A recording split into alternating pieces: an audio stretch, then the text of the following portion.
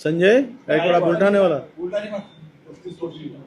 असं आहे, लेखन स्वातंत्र्य, वाचन स्वातंत्र्य, सगळ्या जे अधिकार दिले ते संविधानाने दिलेले. आता संविधानाच्या चौकटीत शिवाजी छत्रपती शिवरायांच्या संदर्भात कोणी चुकीचं लिखाण केलं असेल तर ते तर पापच आहे असं मी मानतो. ते चुकीचं आहे, कारण महाराजांच्या उंचीच्या विरुद्ध. परंतु त्या पुस्तकामध्ये, मी पुस्तक वाचलं नाही, पण अशी धमकी त्यांनी जर दिली असेल आणि तो लेखकांना काही चुकीचं लिहिलं असेल, सरकारने तपासावं. कोणतं पुस्तक म्हणताय तुम्ही?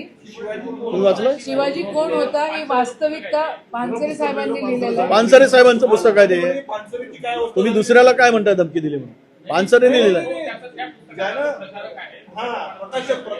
प्रकाशकाला धमकी दिली. तेव्हा पानसरे साहेबांचं जे पुस्तक आहे शिवाजी कोण होता, तो प्रत्येक व्यक्तीने या देशातली वाचली पाहिजे आणि त्यांच्या प्रकाशकावर पानसरे साहेबांचं काय झालेलं आहे हे तुम्हाला माहिती आहे. देशाने उठून आवाज उचलला पाहिजे. हे जर एवढी दादागिरी होत असेल आणि आमदार लोक जर गुंडेशाहीमध्ये उतरले असतील तर यांना अभय देणारा होम मिनिस्ट्रीवर पण ताशेरे ओढले पाहिजे.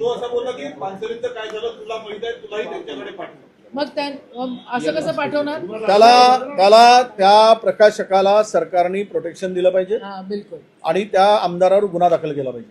बिलकुल. आणि शिवाजी महाराज वास्तविकता, सत्यता मानणारे पानसरे होते. यांनी शिवाजी महाराजांना आपल्या राजकीय फायद्यासाठी एका धार्मिक विचारसरणीमध्ये गुंतवण्याचा प्रयत्न केला. ते महाराज नव्हते.